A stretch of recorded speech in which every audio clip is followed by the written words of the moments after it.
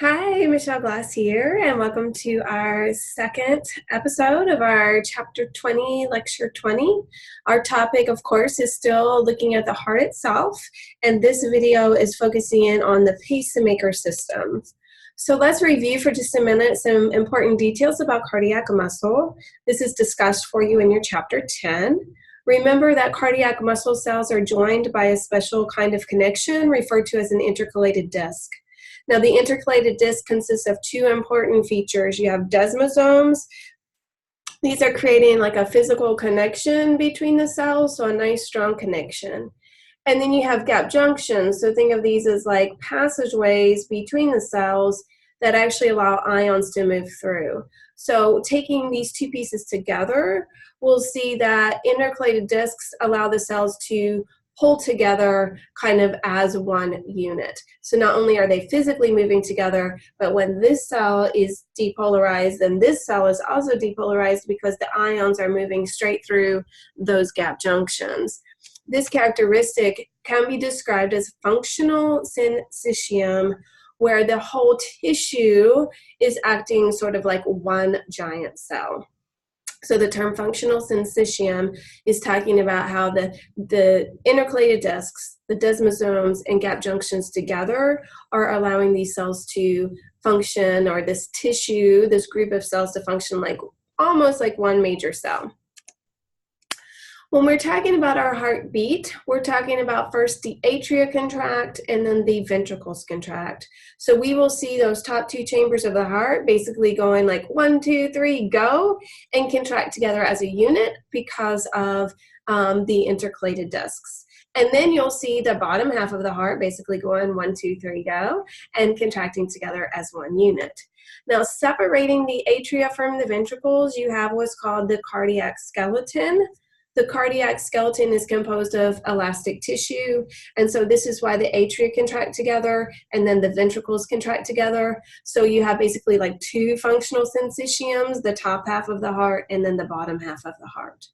Another important feature of our cardiac muscle cells is that they have autorhythmicity or automaticity. This is talking about the fact that these cells spontaneously depolarize. Remember, a depolarization event is talking about the cell becoming more positive. This is happening because sodium is moving into the cell. So sodium influx, that term influx is talking about moving into the cell.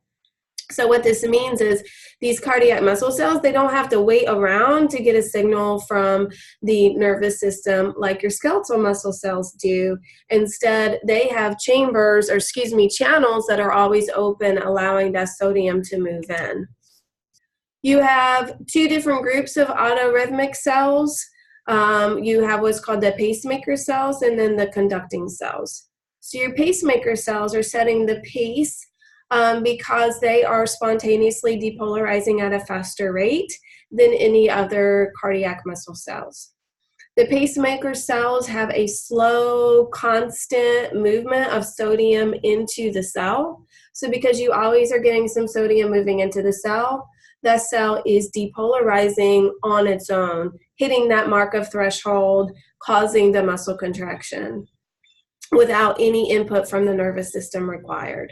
And notice that there's no efflux, that means movement out of potassium. So we get a positive charge coming in, no positive charge leaving, and so that's how we're getting our spontaneous depolarization.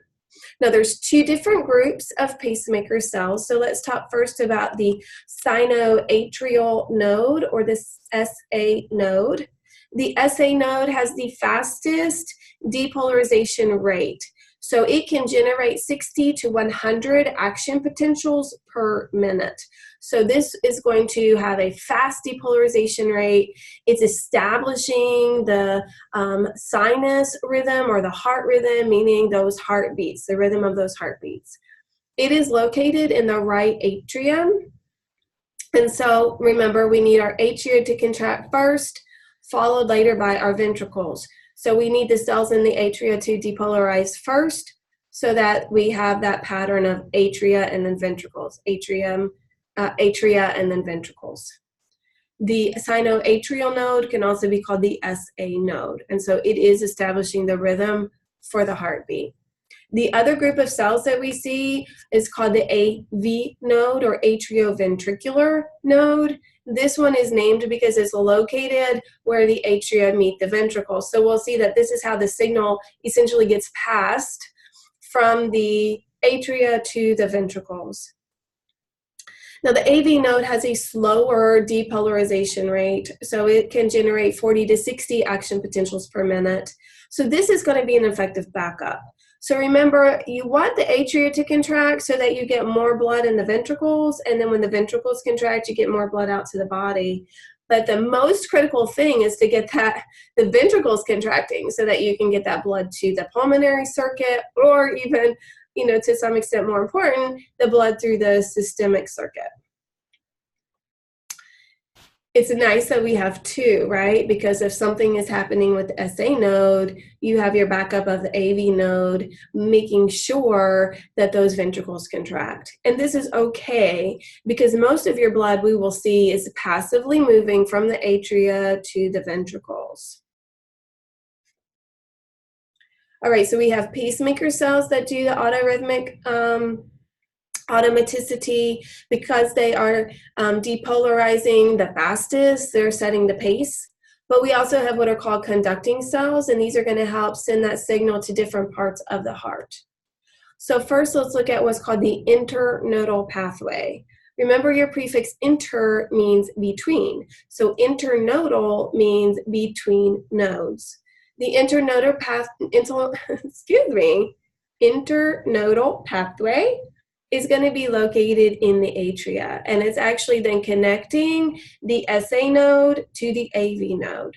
So we'll see the SA node depolarizes first. That signal gets transmitted down the internodal pathway to the AV node. We have also in the ventricle another group of conducting cells called the AV bundle. So once you have the depolarization of the AV node, that gets conducted to the AV bundle. From the AV bundle, we're going to have that signal travel to the bundle branches, which is going to go down that septum in between the left and the right ventricles. So you're going to have left and right bundle branches. And then from there, we'll see the signal being picked up by Purkinje fibers, which are these smaller fibers spreading it back up toward the top of the ventricle. So your AV bundle, your bundle branches, and your Purkinje fibers are all going to be located in the ventricle. So we will see SA node, internodal pathway, AV node signaling the contraction of the atria together, and then we see that signal traveling AV bundle, bundle branches, Purkinje fibers back up so that those ventricles contract together. Okay, so let's take a look at what's happening here. And I have two different kinds of diagrams for us to look at. So here's our basic structure of our heart. We are seeing the SA node located in the top area of the right atrium, and that is going to spontaneously depolarize first. And that signal then is going to be conducted through the internodal pathways, reaching the AV node and leading to the contraction of the atrium, both of them, of the atria. From there, we see there's a little bit of delay for giving time for the atria to finish their contraction so that we have our signal transmitted from the AV node down the AV bundle to the left and right bundle branches, back up through those Purkinje fibers, leading to the contraction of the ventricles. So let's see if I have this animated. Let's go through it again and try to hit it a little bit quicker. I don't know what that was. Okay. Oh, I see. I'll just do this. All right, so we're starting here. Well, move that down here. Okay. All right, one more time. Let's put this here, maybe that'll be out of our way. Okay. We have some terms to describe when we have our heart rate moving too slow or too fast. Bradycardia is talking about a heart rate that's slower than normal, and then tachycardia is talking about heart rate that's too fast. So you might have problems with the pacemaker system that might lead to either bradycardia or tachycardia. So you might have heard of those terms before. When we are measuring the heart rate, we can see that electrocardiogram is talking about the electrical movement of signal through that pacemaker system. This is abbreviated as the ECG or EKG. So we see that it starts with what's called the P wave. The P wave is shown as the depolarization of those atrial contractile cells. So that's talking about contraction of the atria. Then we have the QRS wave, which is showing us the depolarization of the ventricular contractile cells. So that's talking about how those ventricle cells are contracting. And then we have what's called the T wave, which is showing us the repolarization of the ventricular contractile cells. So you've all seen this little blip on a TV show, if not in real life, and this is what is being measured, the atrial contraction, the ventricle contraction, and then the repolarization.